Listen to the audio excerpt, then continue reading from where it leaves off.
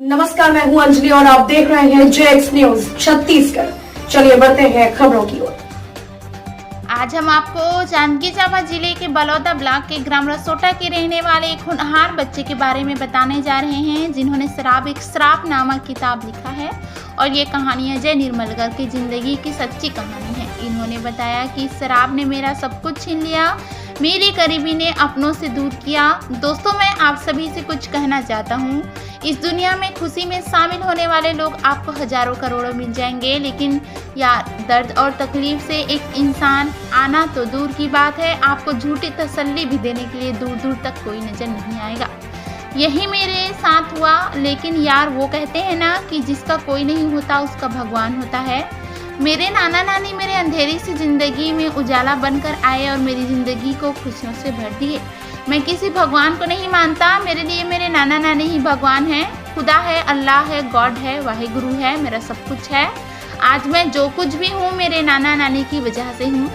I love you नाना नानी, मेरी उम्र भी आपको लग जाए। और साथ ही साथ ये भी कहा कि गुमराह करने के लिए एक रास्ता काफ़ी होता है और सही राह दिखाने के लिए हजार रास्ते भी कम हैं। और अजय निर्मलकर चाहते हैं कि शराब एक श्राप कहानी हमारे पाठ्य पुस्तक पर निःशुल्क आए और नशे के दुष्प्रभाव के बारे में बच्चों को बचपन से सिखाया जाए।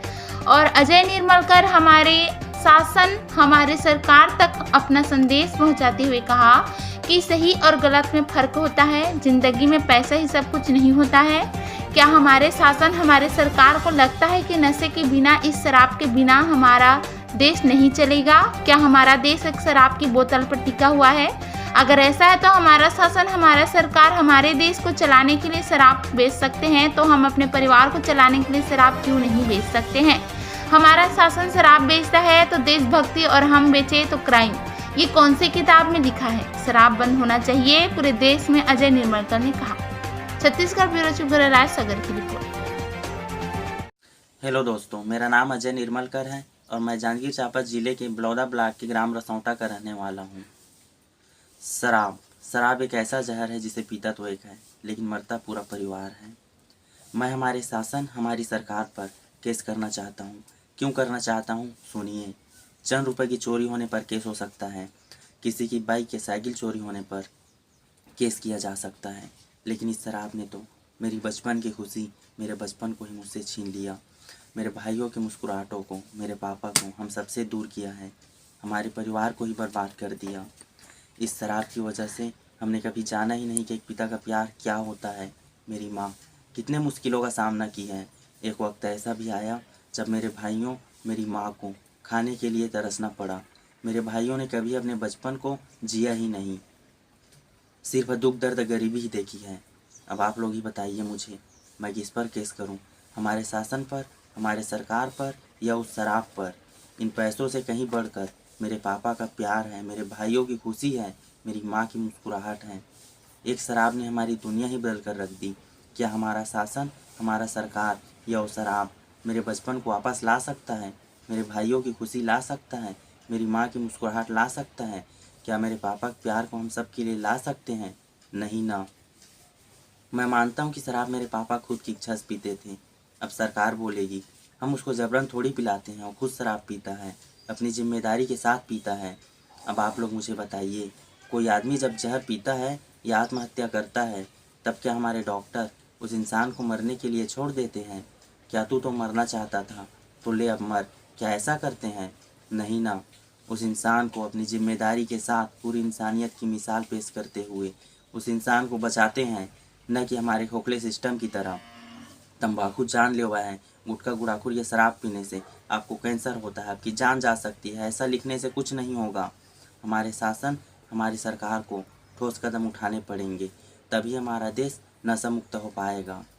मैं सिर्फ अपने देश को ही नहीं, पूरी दुनिया को नशा मुक्त देखना चाहता हूँ।